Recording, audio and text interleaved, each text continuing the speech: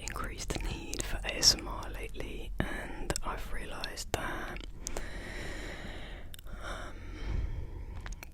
the content that I very consistently seek out is very stripped back, and it's when I just kind of need to feel like there's a human on the other side of the screen.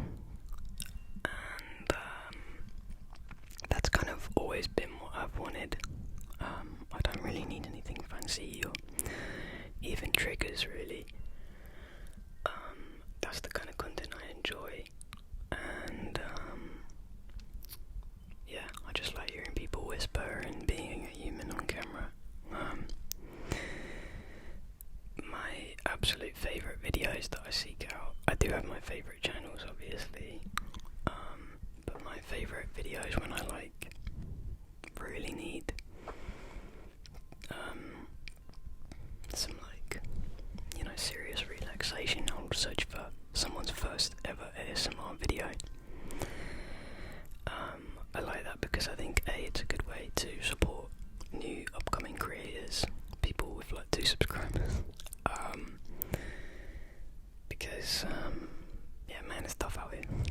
But mainly I like hearing people's kind of unpolished humanity and their sort of unease, not nerves necessarily, but they're sort of not being quite sure what they're doing, and because when you strip back ASMR, it is a bit odd. It's not things that we would very organically do in our day-to-day life, especially when we're trying to kind of connect with people. But yeah, I love first ASMR videos. That's my absolute favourite. Yeah, and for content creators that I really like, I'll often go back to their first videos and watch them. And not that I think that their videos now are bad, but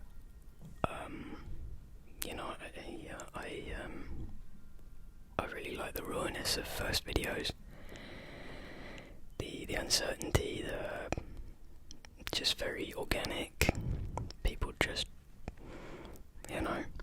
trying it out, trying to make you relax, trying to make you feel good. It's just very real, I suppose. I really like making these videos, but I suppose I have been a lot of the time trying to make videos that I think other people might like, which is fine because this is a channel for other people. I'm putting this out because I want to contribute to the video sphere of videos that help people, because I think every channel is uniquely equipped to help somebody. But they are a lot of work. Sometimes they're not, and sometimes it's work, but it's fun. A lot of the time it is fun. But I've had to learn a lot of new skills in editing and figuring out technology, which is not my strong suit. And I think also the more organic and vulnerable I am, the harder it is. And I want to be organic and vulnerable. I think that's what makes good ASMR for me. I don't think you need to share everything about yourself, but I do think a big chunk of yourself does end up on your channel. And the more organic and vulnerable, the more kind of disappointing it is when you get such little engagement. I don't mean to sound ungrateful for the engagement I do get, but when you're only putting out videos that you think other people might like, then it definitely becomes less rewarding when no one watches a video. Because if I'd done that just for me and no one watched it, that would have been fine. But because I've done it with people in mind that I don't even really know, I don't know, it feels kind of bad. And it feels like I'm not making good use of my time or my passion because I think that when I'm making videos, more videos for other people in mind, and those other people aren't there, it feels a bit silly. So I am making this one with you in mind, but it is what I enjoy doing the most. So I think that's a good place to start when kind of thinking about this channel and what I want to do with it. So life has been kind of odd the past few months, in that I have had a lot of downtime, which I have enjoyed a lot less than I thought I would, to be honest. Mainly because I'm really trying to save money, because I'm not working right now. And man, doing fun things and enjoying life the way I want to, that is expensive. So even just, going out to eat, or going to play pool, or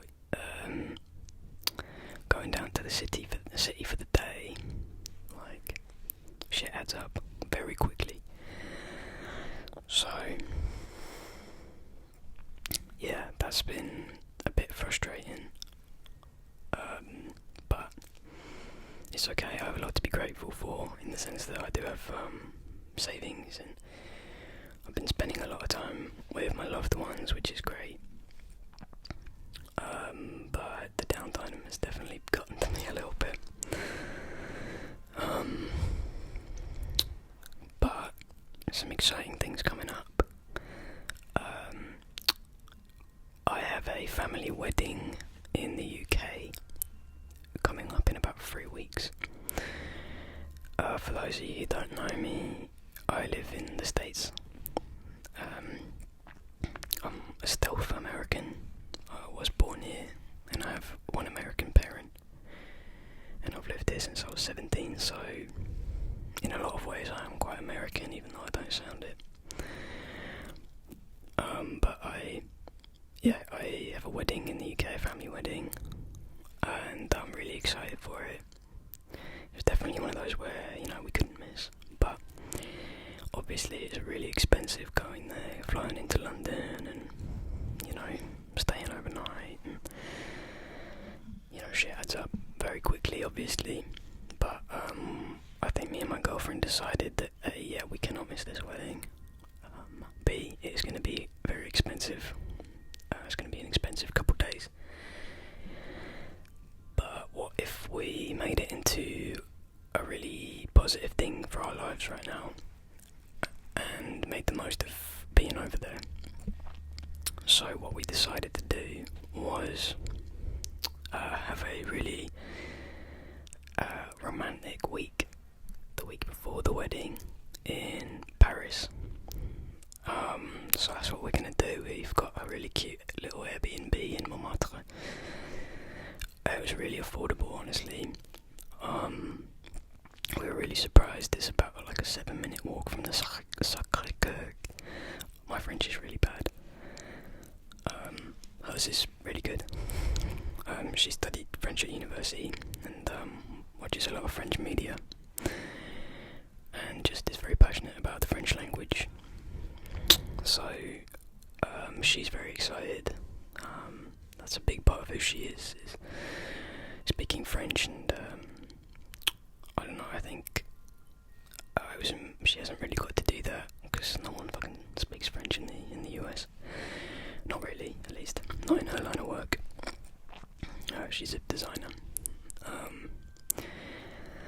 So yeah, we're gonna go spend some time together in Paris. I think we're really excited. We've both been before. Obviously I have, because I'm British, and it's like, not that far away, especially if you're from the southeast. But I've never been as an adult, so I think we're really excited to go together. And we've seen a lot of the touristy things, like the main touristy things. So I think we're just excited to explore a really walkable city with great public transit, really delicious but quite cheap food.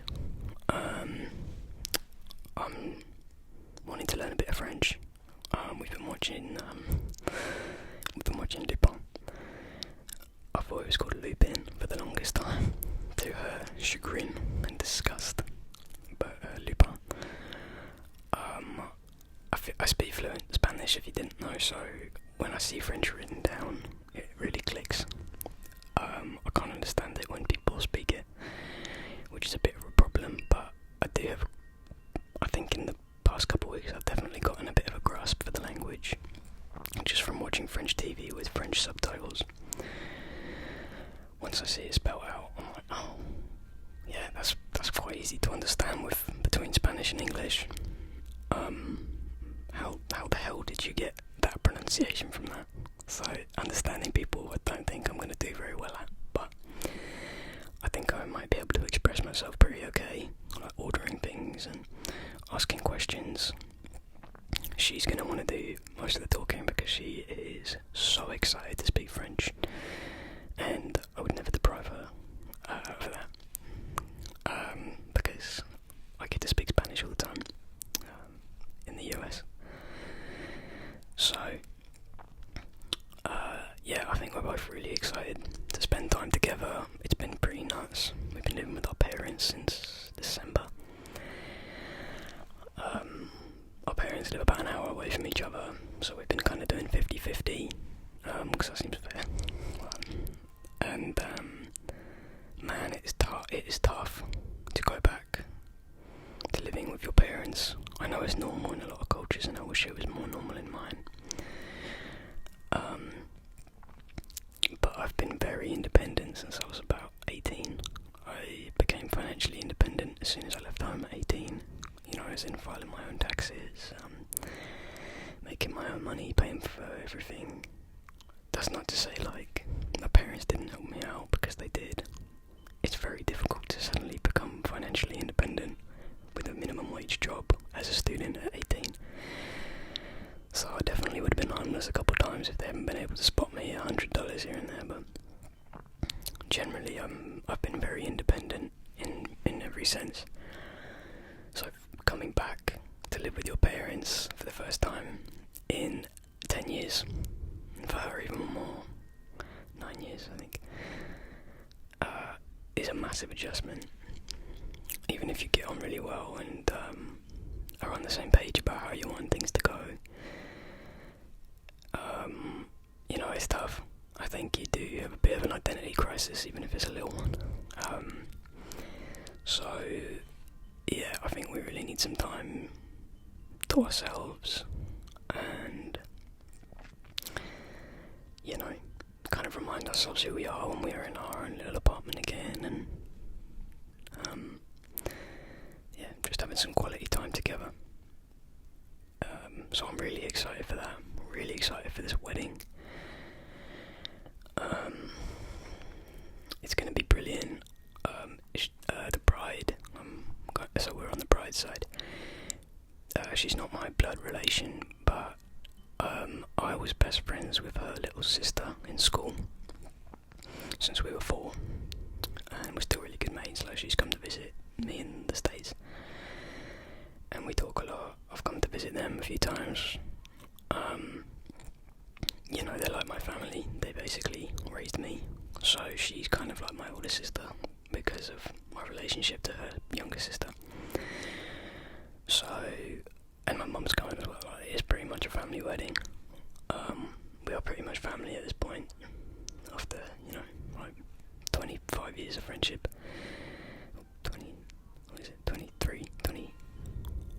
24 years of friendship, and you know, family gatherings and that. And yeah, I'm really excited to see them because we grew up together. I know their family really well, and I know their extended family, and because we went to the same school from, you know, we went to the same primary school, but we also went to the same high school, all of us, so I know all of their friends. And I'm so excited to see everyone. I've been in the US about 10 years now, and I've been back home twice. And so, yeah, I've been very disconnected from the people that raised me, and I'm really excited to reconnect with some of them. Yeah, that's going to be really exciting. I'm also really excited to introduce my girlfriend to a lot of them as well. She's met the immediate family of the bride and the bride, but you know, there's a lot more really important people that are going to be there that I'm so excited to introduce her to, and obviously they're going to love her because she's the best, and she's really fun. She's fun at parties, so she's going to be a hit, but I'm really excited. I don't know, she's American, and so yeah, I think anyone can relate to this that has grown up in a completely different place, that they've also spent a long time, is that it feels really special when people can really understand all of you, and how you grew up, and the people that made you. And I think that's special for anyone, but it's especially special for me because, you know, I'm so far away from where I grew up, and yeah, that's going to be a really special time. What else? Yeah, it's been, the weather's been much nicer recently. I'm in, like, Chicago, so I don't feel like I need to hide that I'm in Chicago because it's massive.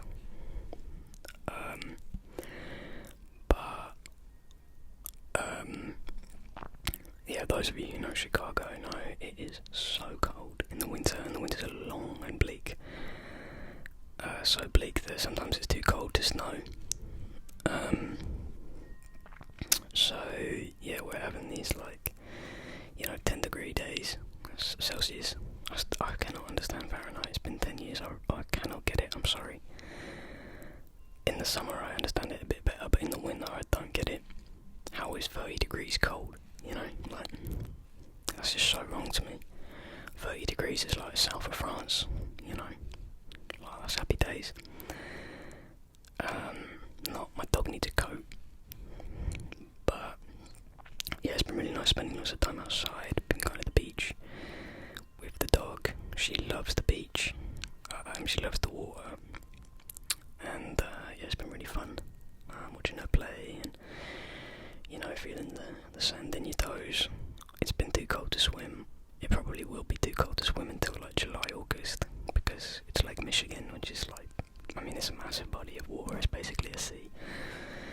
It doesn't really ever get warm, but it is very refreshing in the summer when it's boiling hot.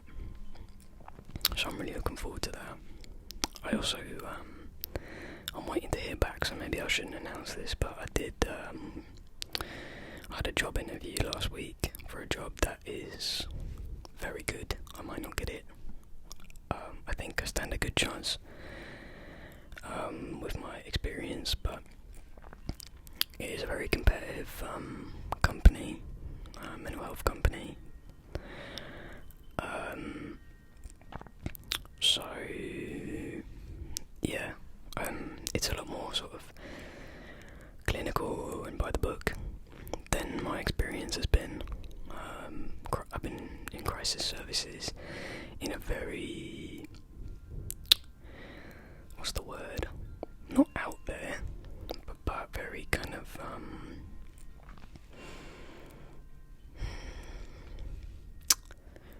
just very meet people where they're at. Program, very kind of revolutionary, low barrier, very flexible with people's wants and wishes, within the bounds of safety, obviously. But yeah, this will be a really good job, really good experience. I'll get a lot of really good trainings that I'm really excited about. I'm really excited to learn again. I will be getting my my PhD in clinical psychology in the next few years, to get the next couple of years probably. So that'll be a clinical psychologist. So I'll be Dr. Izzy for the next big chunk of my career. But for now, I'm just trying to get as much experience as possible. I do not want to be a young doctor. I don't want to be somebody who's making really big decisions with people with no life experience. I think that if you're a doctor of medicine, I think that that's a bit different, but man, I think you need to have of street smarts. I think you need to understand the system that you're working within very well as a psychologist, because you do have a lot of power over people. You know, whether you have good intentions or not, I think, I don't know, there's a lot of life experience and working with the most acute and disenfranchised people. I wanted to be sort of broken in, so to speak, by them before I even thought about going back to school. To get higher, to, you know, get a either master's degree or doctorate. I've decided to go for the doctorate.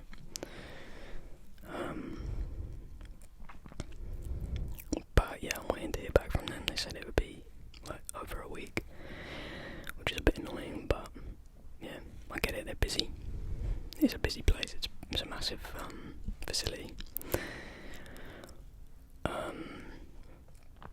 I've been trying to take care of myself a bit more, which some of it is good, a lot of it I hate, not gonna lie. Been trying to go to the gym at least like 2 or 3 times a week, with my girlfriend, sometimes my brother, depending on who's around, and that's been really good. I do really enjoy it. I enjoy all the machines, and I don't know, it's been I like the kind of spontaneity of like, alright, I'm gonna do this muscle now, and then I'm gonna do this muscle, and then this muscle, and now I'm gonna do some cardio, and now I'm gonna do some stretching, and oh, my girlfriend is still stretching, so oh my god, what if I did 5 minutes in a massage chair to make me want to do this again tomorrow. That's been fun. Yeah, it's been kind of annoying to see how much it helps.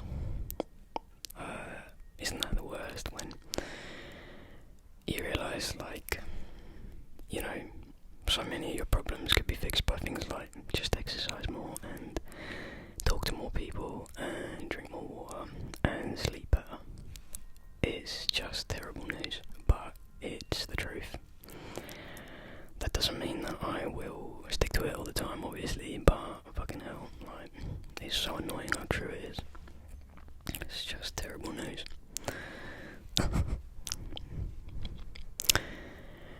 Because those bad decisions feel so good. But, you know, I'm not going to be young forever. I do want to start getting better at setting good habits for myself. And holding myself to things that I want to do. I think that's the main thing. I don't care about what society thinks I should do. So I don't get too bogged down when I'm not doing what I think other people think I should be doing. But I do want to be somebody that when I say I'm going to do something, I'm going to stick with it. I think I'm pretty good at that already, but I want to be even better. And I want to be able to do that in all areas rather than just, I think I'm really good at that in like friendships. Like if I'm saying I'm going to do something for someone, I will do it, absolutely. Like I will find a way to do it. Or I'll make sure that my apology is really sincere, thorough, and I'll make up for it, you know. But I also want to have that applied to, yeah, like taking care of myself. Like if I say I'm going to do something, I want to be able to really stick with it and have confidence in myself that I'm going to stick with it. So that's been that. I think it's been kind of mentally taxing and scary what's been going on in the US right now. I mean, it's been always like I don't think the US, I'm not one of those like West Wing neoliberals that is like, oh, bring back the good old days of Clinton and stuff. Like, no, I think America's always been pretty fucked up. But this fascist turn lately has been really scary. Especially because, you know, a lot of these people that are getting deported for just their freedom of speech, like, they're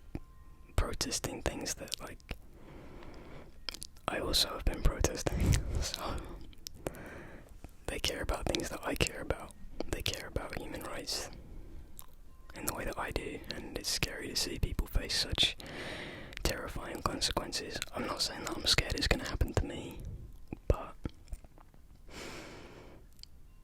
it is hard not to feel scared. I don't know, not to feel angry for those people, not to feel like,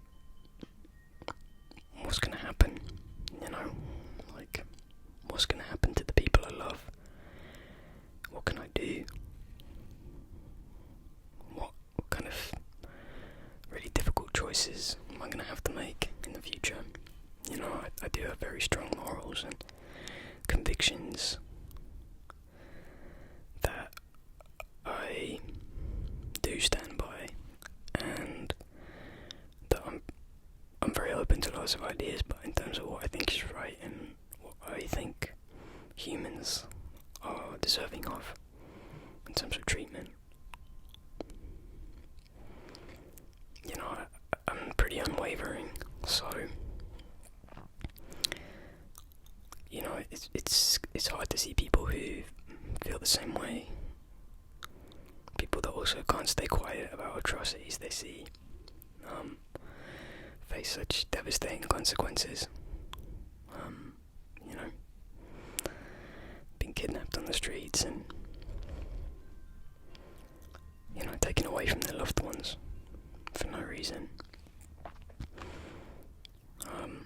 Makes me feel guilty that I'm in a position of privilege where I can speak my mind, and I'm probably not gonna, you know, face the same level of consequence. I am a US citizen. Like, I know Trump's threatening US citizens now as well, but I don't know. Yeah, I'm not sure. I'm trying to keep a level head about it. I think it is kind of a psychological marathon that they're putting us through, and I think we have to stay the course. We have to try and keep our head on straight, not panic, not let it get to us too much, because yeah, it's gonna be a long slog. I didn't mean to get depressing there. I'm sure a lot of people are feeling the same way, feeling scared. Because this doesn't just impact the US, this impacts everyone, right? With the tariffs and the sort of bullish nature for US foreign policy. And I mean, obviously, like, what the US spends its money on in terms of like foreign military aid is affecting people very directly, but you know, just everyday people in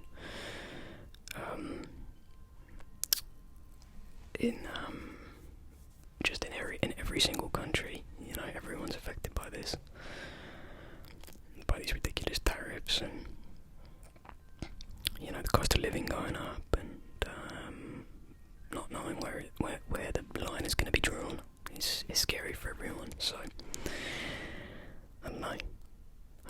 I think there is hope, but I do see you if you're feeling scared or uncertain or angry.